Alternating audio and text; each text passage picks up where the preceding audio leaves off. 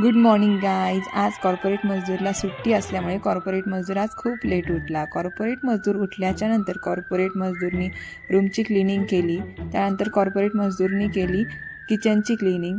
किचनची आणि रूमची क्लिनिंग झाल्याच्या नंतर कॉर्पोरेट मजदूर निघाला फिरायला.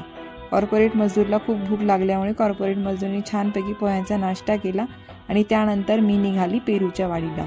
पेरूच्या वाडीला गेल्याच्या नंतर तिथे मी बघितलं खूप छान असं वातावरण होतं. तिथे छान प्रकारचे वेगवेगळ्या प्रकारचे फ्लॉवर्स देखील होते आणि तिथे वेटिंग असल्यामुळे माझा नंबर लागला नाही. सो मला तिथे 15-20 मिनटं वेट करावं लागला मिसळसाठी.